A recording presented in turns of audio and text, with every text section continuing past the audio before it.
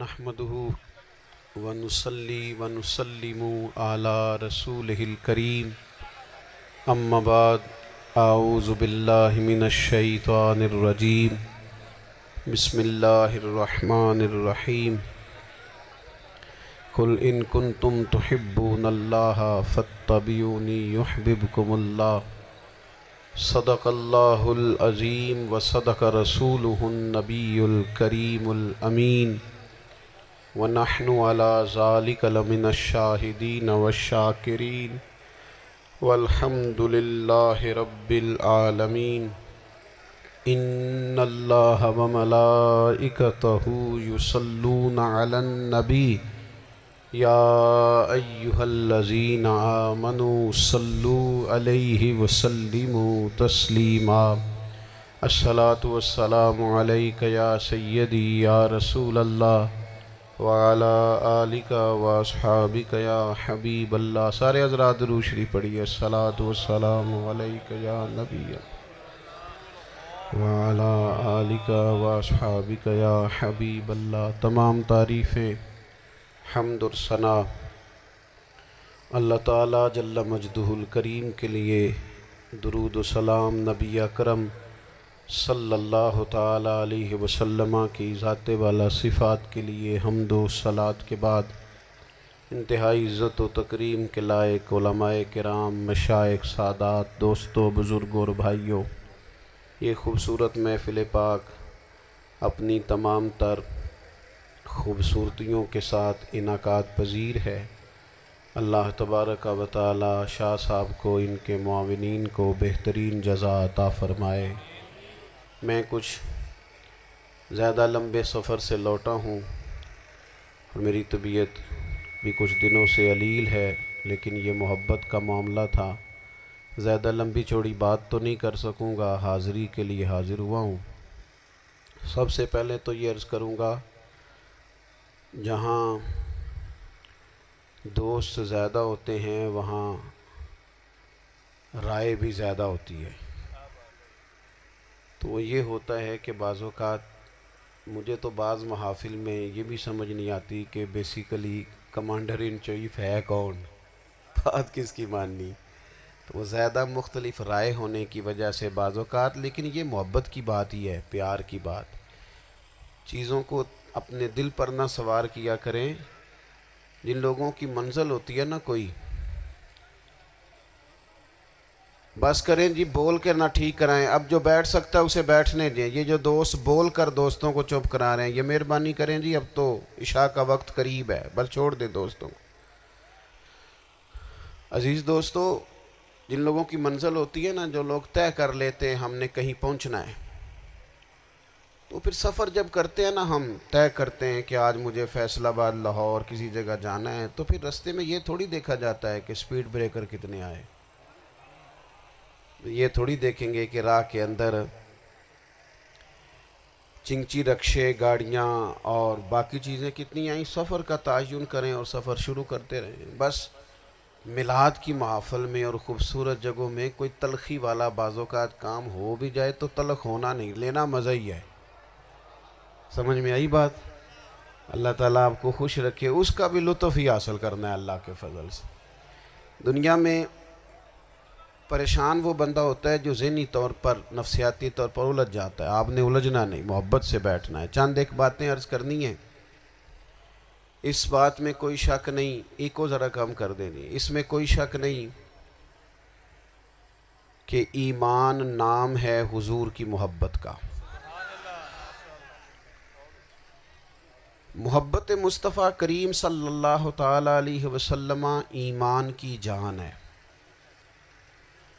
اور یہ دین اسلام کا بہت بڑا انعام ہے کہ وہ کہتا ہے کہ حضور سے پیار کرو،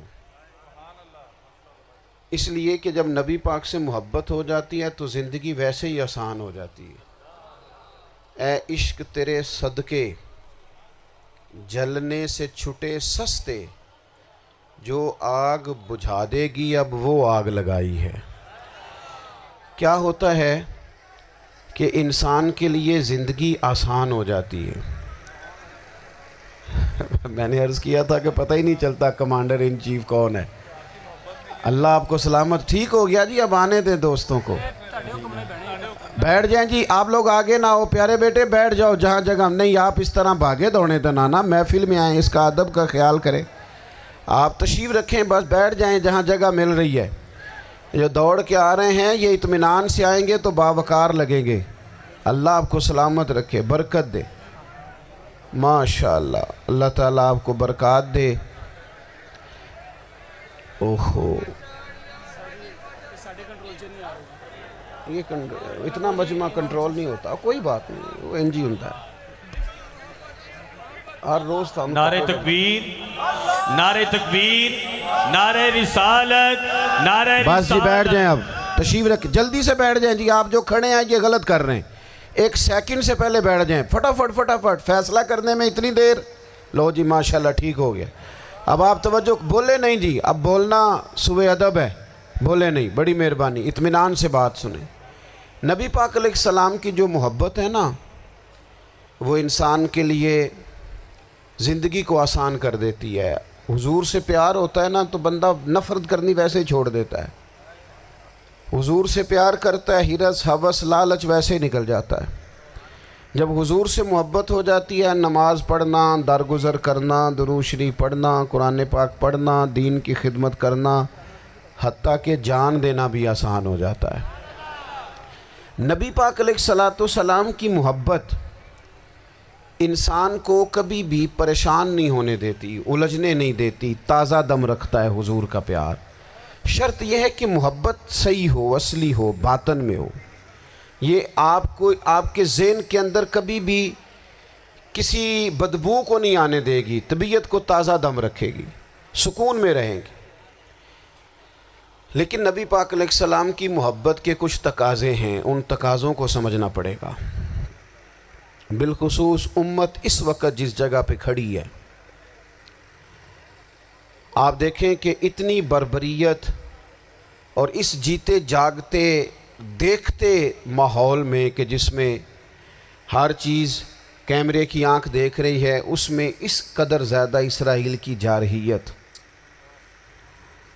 اس کے جواب میں 2-3 تازیانے ہیں وہ سمجھنے والے. ایک ہے کہ میں کوئی جذباتی بات کروں گا, آپ اس کی تائید کر دیں گے. ایک ہے کہ پہلوؤں پر غور کرنے کا وقت ہے کہ اتنے کٹھن ماحول میں بھی اگر مسلم امہ کے لیڈر بیدار نہیں ہو رہے تو آپ کو پس منظر سمجھنا پڑے گا کہ ہم نے نبی پاک کی محبت کے تقاضوں کو نہیں سمجھا. حضور سے محبت ہے نا تو پھر نبی پاک کو تو سادہ طرز زندگی پسند ہے, حضور کو تو پسند نہیں ہے.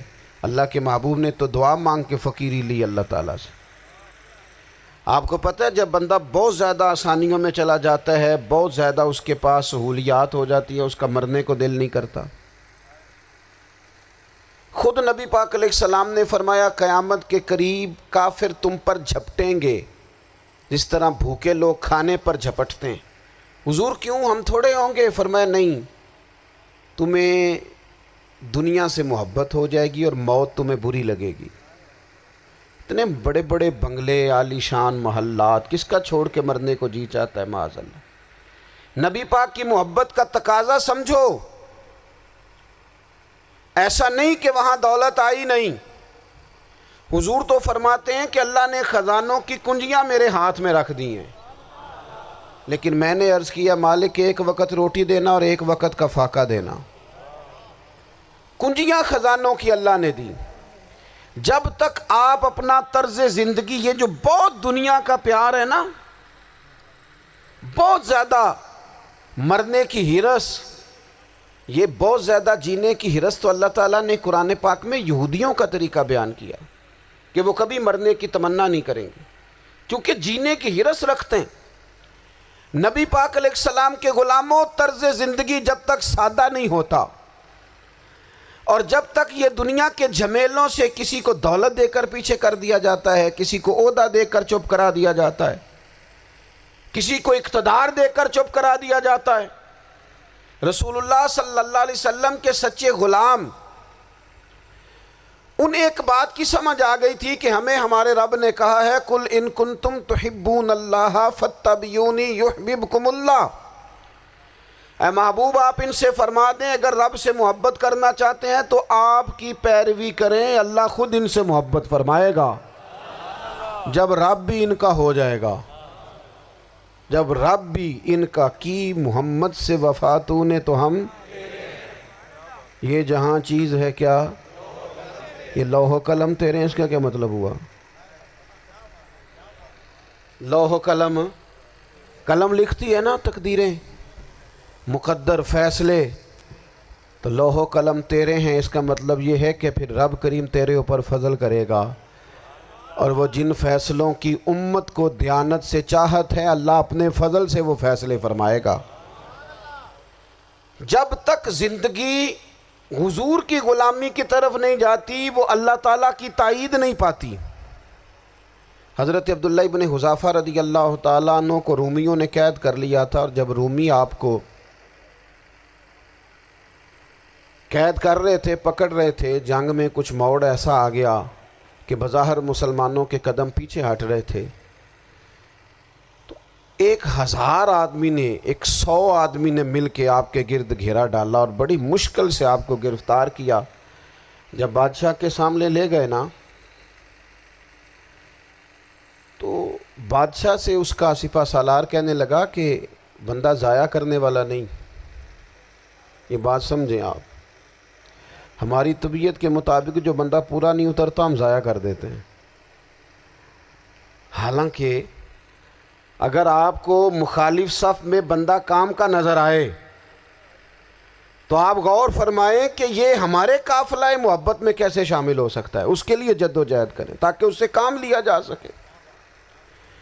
اس نے کہا، روم کے بادشاہ نے، بندہ ضائع کرنے والا نہیں۔ وزیر نے کہا بادشاہ سے، اس نے کہا کیا کریں؟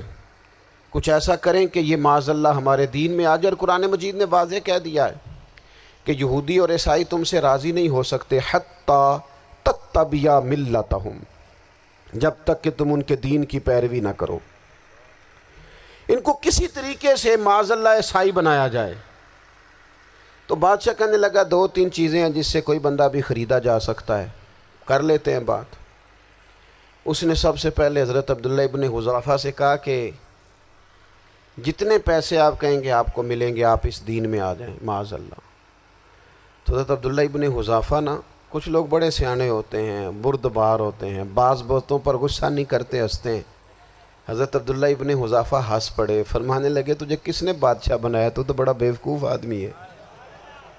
اس نے کہا کیا مطلب؟ فرمانے لگے نادان، میں تو تلوار لے کے میدان میں آیا ہوں، مجھے دولت کمانی ہوتی میں تجارت کرتا، میں تجارت نہیں کر رہا، میں تو شہادت کے لیے نکلا ہوا ہوں، اور تو مجھے کہہ رہا ہے پیسے لے لے، کو عقل کی بات کر۔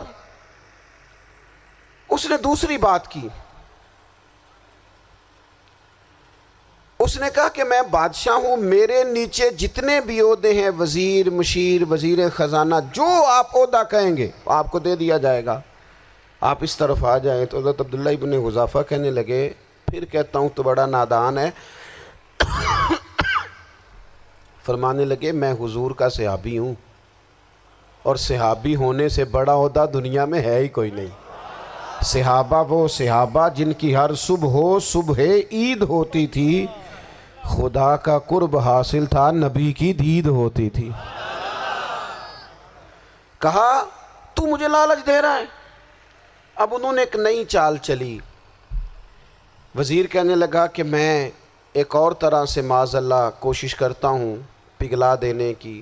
آپ اندر کمرے میں قید تھے تو وہاں ایک خاتون کو بنا سنوار کر بھیج دیا گیا۔ دوستو یاد رکھنا، تگڑا اور مضبوط جوان پتہ کون ہوتا ہے؟ جس کی نظریں پوری طرح اس کے کنٹرول میں ہوں، یہ علامت جوانی ہے۔ جس آدمی کا پوری طرح، 2 لوگ دنیا میں کبھی کوئی کارنامہ سر انجام نہیں دے سکتے، ایک جو حرام کھاتا ہو، ایک جس کی نظر ناپاک ہو۔ محمد بن قاسم جب یہاں آئے تھے نا تو ایک دن بڑے پریشان تھے، تو ایک بزرگ کہنے لگے آپ کیوں پریشان ہیں؟ کہنے لگے راجہ دہر سے مقابلہ ہے، اور ہماری فوج تو سندھ کے رستے بھی نہیں جانتی، زبان بھی نہیں جانتی، لڑیں گے کیسے؟ 2-4 دن کے بعد ان بزرگوں کی دوبارہ محمد بن قاسم سے ملاقات ہوئی تو بڑے خوش تھے۔ کہا اب آپ کیوں خوش ہیں؟ کہنے لگے وہ میرا مقابلہ نہیں کر سکتا، میں نے تحقیق کر لی ہے۔ کہا کیوں؟ کہنے لگے نظر کا گندہ ہے، اور جو نظر کے گندے ہوتے ہیں وہ میدانوں میں ٹھہرا نہیں کرتے۔ میدان کے لیے نکلنے کے لیے پاک جوانی کی ضرورت ہوتی، تطہیر مزاج ہونا ضروری ہوتا ہے، پاکیزہ افکار اور سچی اور سچی ستھری سوچوں کا ہونا ضروری ہوتا ہے۔ اس لیے فرمایا کہ میرا مقابلہ نہیں کر سکتا۔ حضرت عبداللہ ابن حذافہ کمرے میں تھے تو وزیر کی بیٹی اندر سجی سنوری پہنچ گئی۔ جیسے ہی آپ نے اس کفر کی چال کو دیکھا تو تیمم کر کے نفل شروع کیے۔ وہ ساری رات بیٹھی رہی، رب کا بندہ ساری رات عبادت کرتا رہا۔ عبادت بڑا سہارا ہے، مصلی بڑا سہارا ہے اللہ کے بندوں۔ صبح دروازہ کھولا، وزیر نے اپنی بچی سے پوچھنا چاہتا تھا رزلٹ کیا نکلا، تو وہ کہنے لگی پیچھے ہٹ جا، اب تیرا میرا تعلق کوئی نہیں، میں نے نبی پاک کا کلمہ پڑھ لیا۔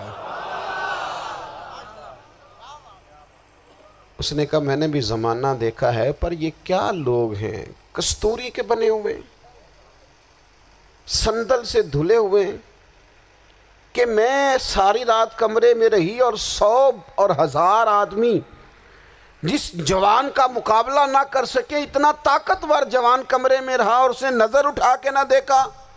او کچا رنگے للاری والا جڑا چڑھ دا تے لیندا رہندا ہے، اے عشق تیرے دا رنگ محمد چڑھیا پھیر نہیں لیندا۔ سبحان اللہ۔ میں کہا ایک دفعہ نظر اٹھا کے نہیں دیکھا، کمال ہو گئی۔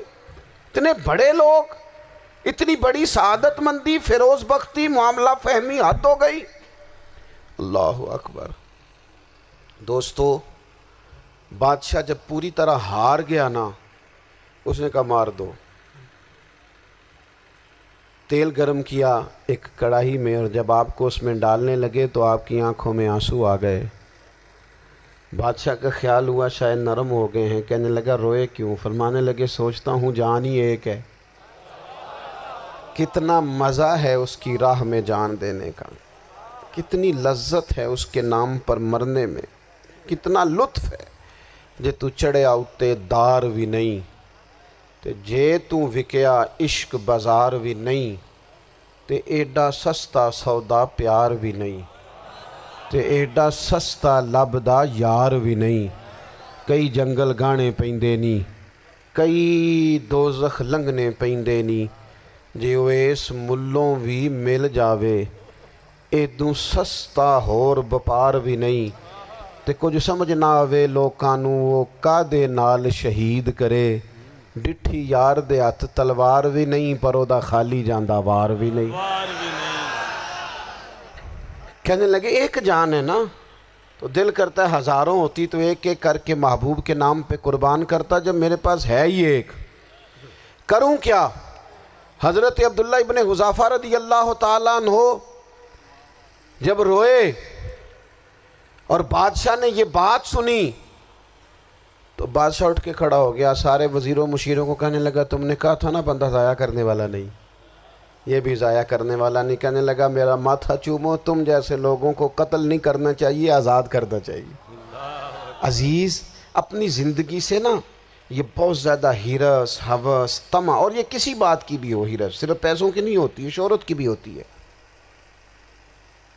یہ بیماری انسان کو اقتدار کی بھی ہوتی ہے، تعریف کی بھی بیماری ہوتی ہے، یہ سارے نقص ہوتے ہیں لوگوں کو، اور معاذ اللہ بعض جبوں کبوں کے اندر بھی ہوتے ہیں، وہاں بھی پنپتے ہیں۔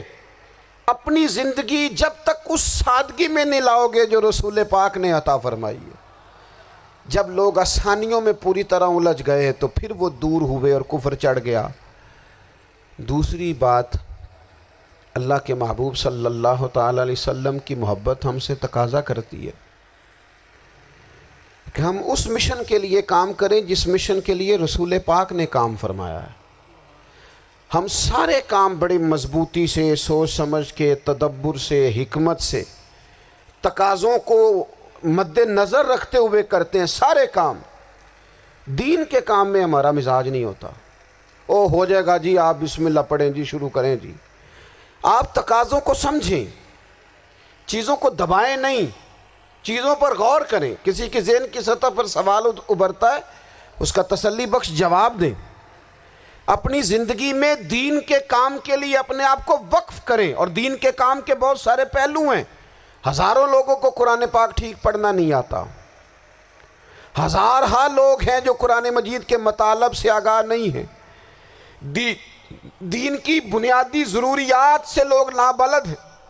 میں آپ کو کس طرح یہ بات سمجھاؤں کہ ہزاروں کی تعداد میں طلاقیں اس لیے ہوتی ہیں کہ مردوں کو طلاق کے مسئلے نہیں آتے. انہیں پتہ نہیں ہے کہ مجھے حقوق زوجین کے معاملے میں کیسے چلنا ہے. ڈھیر سارے گھروں میں تباہی اس لیے ہے کہ تربیت اولاد کا دینی منہج ہمیں نہیں پتہ. اپنا حصہ ملائیں دین کے کام میں. ایک آدمی کو اگر تو نمازی کرنے میں کامیاب ہو گیا تیری زندگی بدل گئی. وہ دین بیزار لوگ جو ہمارے بیچ بیٹھ کے ہماری نوجوان نسل کو پگڑی اور داڑھی کا نام لے کے بنیادی طور پر دین سے دور کرتے ہیں، ایسے نوجوانوں کو دین کا پیغام محبت دے کر دین کے قریب کرنا ہماری ڈیوٹیوں کا حصہ ہے. ہمیں ذمہ داری کا احساس کرنا پڑے گا. ہمیں یہ خاص قدم اٹھانا پڑے گا، توجہ دینی پڑے گی. مساجد، مدارس، میں آپ سے عرض کروں اتنی ڈٹ کے مخالفت ہوتی ہے نا مدرسوں کی، اتنی ڈٹ کے. میں ادارہ چلاتا ہوں، اس کے چلانے میں جو مشکلات ہیں وہ تو ہم بتا نہیں سکتے آپ کو، اس لیے کہ میری قوم، میرا اس قوم سے تعلق ہے جو نعت خواں امیر کرنا چاہتی ہے، مدرسے نہیں. ہاں نقیب خطیب پیدا کرنا چاہتی ہے، شعر و شاعری کی زندگی کو پروان چڑھانا چاہتی ہے. فقط ہمارا ان لوگوں سے تعلق ہے جو لاکھوں کروڑوں روپیہ محافل پہ لگائیں گے. اور قاری صاحب بیچارے اگر مسجد کا کوئی ہونے والا کام کسی وقت بتا دیں گے تو وہ بڑی مشکل آ جائے گی ان کے لیے. یہ کیسے ہو سکتا ہے، آپ نے یہ ڈیوٹی بتا دی. مدارس اور جتنا اہم رول دین کو پھیلانے میں مدارس اسلامیہ کا ہے، اتنی زبردست. لوگوں کا خیال ہوتا ہے میری طرح کے لوگ شاید کام کرتے ہیں، ڈیوٹی کرتے ہیں. یہ 10-15 لوگ آپ کو نظر آتے ہیں جو آپ کو کہیں میڈیا پر یا ادھر ادھر ڈیوٹی کرتے. مخلص لوگ اپنی جگہ پہ وہ بھی بڑا ہی کام کر رہے ہیں، جو میڈیا پہ آ کے بھی اخلاص سے اور درد دل سے کو دین کی، ان کی بھی کسی بات کی حوصلہ شکنی نہیں. لیکن ہزارہا اساتذہ جو مدارس میں بیٹھ کے پڑھاتے ہیں، جنہوں نے وہ سارے لوگ تیار، آپ سمجھ نہیں سکتے کتنا بڑا کام.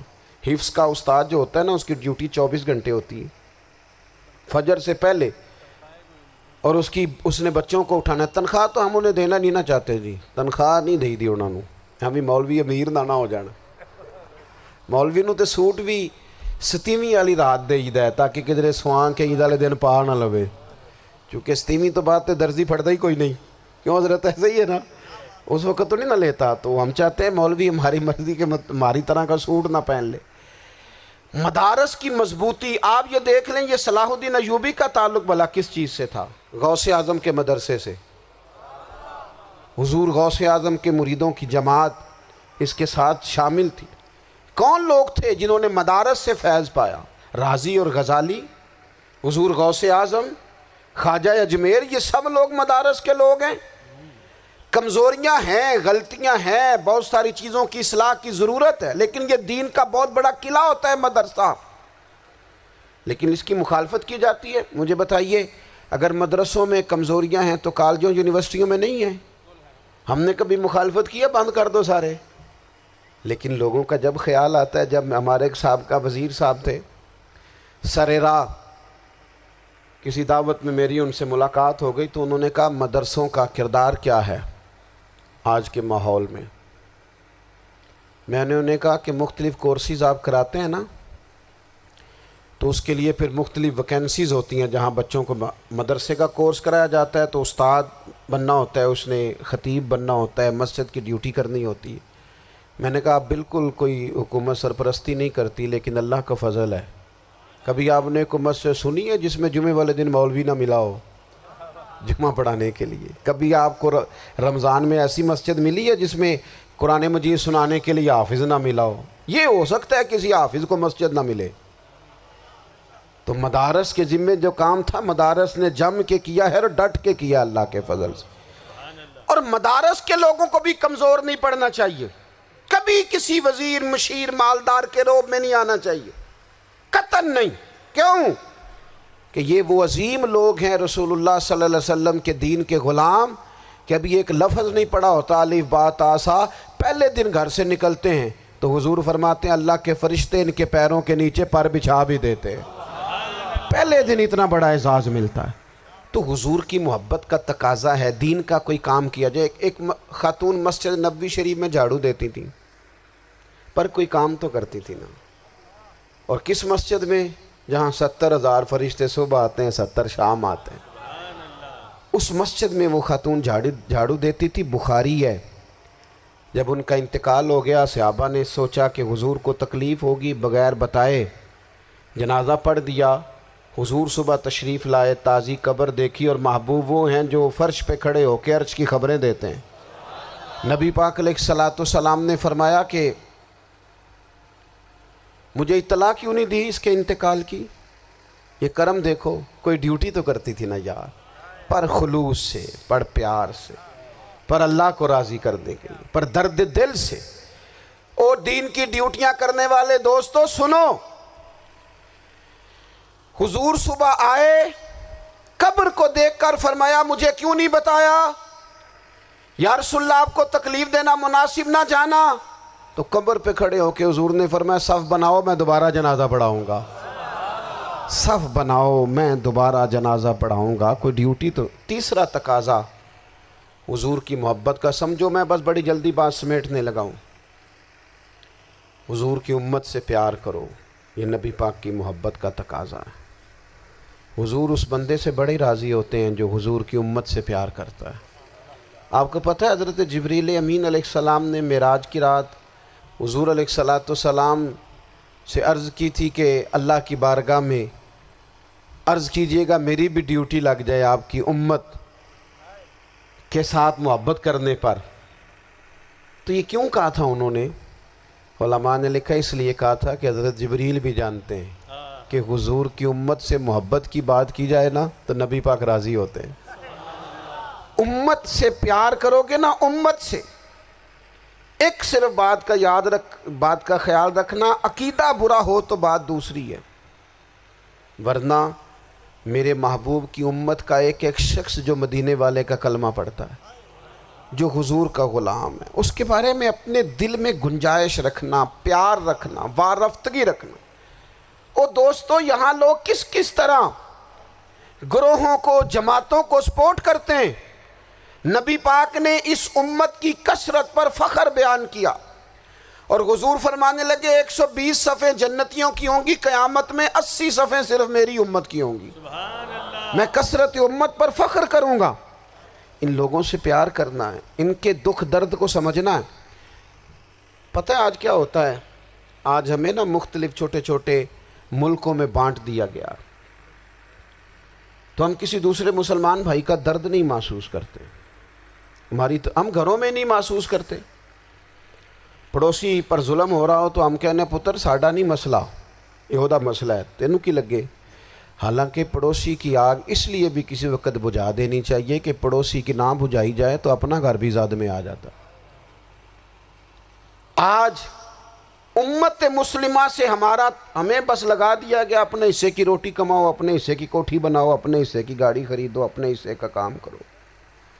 امت کا درد، امت کی بات، وحدت امت کا تصور، امت کا دوبارہ سے وہ شان ارسل رسولہ بالہدی ودین الحق لیظہرہ علی الدین کلہ، وہ تصور کب ہوگا؟ اس وقت ہوگا جب ہم بات امت کی کریں گے۔ نبی پاک علیہ السلام نے فرمایا مسلمان کی مثال ایک جسم کی طرح ہے، جسم کے ایک حصے کو تکلیف ہو تو سارا آزمائش میں آ جاتا ہے۔ مجھے بتاؤ یہ انگلی درد کرتی ہو، یہ انگلی جسم کا حصہ ہے نا، تو میرا خیال ہے دماغ یہ کہہ دے گا کہ انگلی کی درد ہے نا مینوں کی لگے، دل کہہ دے گا کوئی نہیں ٹینشن لینے، انگلی کا مسئلہ ہے نا۔ ایسا نہیں ہوتا، بلکہ جب انگلی میں درد ہوتی ہے تو دماغ منصوبہ بندی کرتا ہے کہ اس کا علاج کیسے ہو سکتا ہے، دل پریشان ہوتا ہے، پیر چل کے جاتے، ہاتھ وہ دوائی وصول کرتے، دانت اسے چبا کر، حلق اسے نگل کر، معدہ اسے ذخیرہ کر کے جسم میں پھیلاتا ہے، پھر جا کے انگلی شفا پذیر ہوتی ہے۔ ایک حصے کو درد ہو تو سارا حصہ کام پہ لگ جاتا ہے۔ اسرائیل اگر تکلیف دے رہا ہے فلسطینیوں کو تو ہونا چاہیے تھا نا بعض مسلمان حکمرانوں کو نیند نہ آتی، وہ درد دل محسوس کرتے۔ ہونا چاہیے تھا نا کہ بعض لوگ یہاں ہم کیا کرتے ہیں بھلا بیٹھ کے، اب تو مجھے بعض چیزوں سے کوفت بھی ہونے لگا، ہم دیتے ہیں بیان، مذمت۔ آپ کے بیان دینے سے کیا ہوگا؟ فلانے نے بھی بیان دے دیا، فلانے نے بھی کلپ دے دیا، یہ کیا کر رہے ہیں؟ یہ تو آپ زندہ رہنا چاہتے ہیں۔ وہ جس طرح آج کل ہمارے ہاں بہت ساری چونکہ جماعتیں ہیں تو کشمیر ڈے آتا ہے نا تو مل کے ریلی نہیں نکالی جا سکتی، سوال نہیں پیدا ہوتا، کیونکہ ہمیں جماعتوں کو زندہ رکھنا ہے۔ اس جماعت کی خبر الگ لگنی چاہیے، اس جماعت کی خبر الگ، تو ایسے کوئی انقلاب آئے گا؟ یاد رکھنا امت کو پوری کو ایک طاقتور آواز بننا پڑے گا، ہمیں تھوڑا تھوڑا اوپر اٹھ کے سوچنا پڑے گا۔ خدا را اللہ تعالیٰ مجھے معاف کرے اگر کوئی بات میں سطحی کر رہا ہوں، دل کی گہرائی سے عرض کرتا ہوں اب تو بڑا سخت وقت آ گیا۔ اب چونکہ اب تو کیمرے کی آنکھ آئی ہے تو وہ زخمی بچے دیکھے نہیں جاتے، وہ تڑپتی مائیں دیکھی نہیں جاتی، وہ سسکتی اور آواز دیتی بیٹیاں سنی نہیں جاتی۔ وہ آوازیں ایسی ہیں جیسے وہ رات کے سناٹوں میں چیخیں بن کے لوگوں کو جگایا کریں گی۔ خدا را کچھ جرم ایسے ہوتے ہیں جن کی سزائیں بڑی سخت ہوتی ہیں، جن کی معافی بڑی مشکل سے ہوتی۔ اپنے اندر جذبہ ایمانی پیدا کریں۔ اور میرے دوستو بستر پر بھی تو لوگ ماری جایا کرتے ہیں نا۔ اپنی زندگی رسول اللہ صلی اللہ علیہ وسلم کے دین کے نام کرو، جذبہ جہاد، شوق شہادت اور عشق رسول، یہ عناصر ہیں جو امت مسلمہ کو پیروں پر کھڑا کریں گے۔ 2 منٹ کے لیے سوچو، امت اگر اسی طرح کٹتی رہی، پریشان رہی، دکھتی رہی اور باری باری کر کے، اقبال نے کیا کہا تھا؟ اس نے کہا تھا وطنوں میں، انہوں نے کہا تھا کہ ان تازہ خداؤں میں بڑا سب سے وطن ہے، جو پیرہن اس کا ہے وہ مذہب کا کفن ہے۔ تو اقبال ہم کیا کریں؟ کہنے لگے بازو تیرا توحید کی قوت سے قوی ہے، اسلام تیرا دیس ہے، کیونکہ تو مصطفی ہے۔ تو بحیثیت مسلمان سوچنا شروع کر، بحیثیت مسلمان، اور یوں تو سید بھی ہو، مرزا بھی ہو، افغان بھی ہو، تم سبھی کچھ ہو، بتاؤ کہ مسلمان بھی ہو۔ تمہارے اندر کہیں سے کوئی مومن بھی بولتا ہے کہ نہیں؟ علاقائی تعصبات اور ملکی سرحدوں میں قید ہو جانے والوں، تم ایک نبی کی امت ہو۔ کیوں نہیں سمجھتے کہ جب کشمیر کی بیٹی روتی ہے تو مدینے والے محبوب پاک علیہ السلام کی امت کی بیٹی روتی ہے، جب فلسطین کی بیٹی روتی ہے تو امت کی بیٹیاں روتی۔ خدا را کچھ درد دل اپنی طبیعت میں پیدا کریں۔ میں حکمرانوں کی بات نہیں کرتا، میں تو عام لوگوں سے ایسے تبصرے سنتا ہوں جو نہیں کرنے چاہیے۔ اور نہیں جی نہیں، دوسرا رخ بھی دیکھو، عام آدمی اٹھ کے، عام لوگ بھی یہ خطرناک سوچیں اور ان سے خوفناک نتائج برآمد ہوں گے۔ تو 3 باتیں میں نے آپ کی خدمت میں عرض کی ہیں۔ ایک تو کوشش کریں اپنی زندگی کے اندر کہ زندگی کو سادہ کریں، پیسہ ضرور کمائیں لیکن پیسے سے پیار نہ کرو، پیار تو مدینے والے رسول سے کرنا۔ دولتیں، ہرس، ہوس، طمع، ان سے باہر آؤ۔ اور دوسری گزارش آپ کی خدمت میں یہ عرض کی ہے، کچھ نہ کچھ دین کا کام، اور اس میں بھی شہرتوں سے بچتے ہوئے، تصویروں سے بچتے ہوئے۔ میں ہر محفل میں شاید کہتا ہوں میری فوٹو آ رہی ہے اور لائیو آ رہا ہے اور فلاں ہو رہا ہے، لیکن اس محفل کا خوبصورت انسان وہ ہے جو سب سے پیچھے بیٹھا ہے، وہ کسی فوٹو کے لیے نہیں آیا۔ اور میں ڈھیر سارے لوگ دیکھ رہا ہوں، یہ جو آگے بیٹھ جاتے ہیں بعض اوقات 5، 7، 10 لوگ، یہ بڑی تصویر سازی کرتے ہیں، لیکن جو پیچھے بیٹھے ہوتے ہیں، ان کی کوئی فوٹو نہیں آتی۔ اور میں نے بہت سارے لوگوں کو دیکھا ہے کبھی موبائل کو ہاتھ بھی نہیں لگاتے، لیکن جن کے لیے آئے ہیں انہیں تو پتہ ہے نا کون کون آیا ہے۔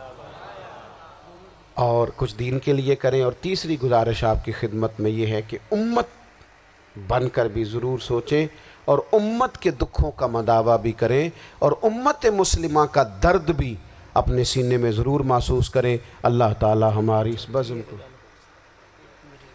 جی ایک بات اور سن لیں جی، نبی پاک علیہ الصلوۃ والسلام نے ارشاد فرمایا، لائیں جی، حضور سید عالم علیہ الصلوۃ والسلام نے ارشاد فرمایا کہ جب تک بندہ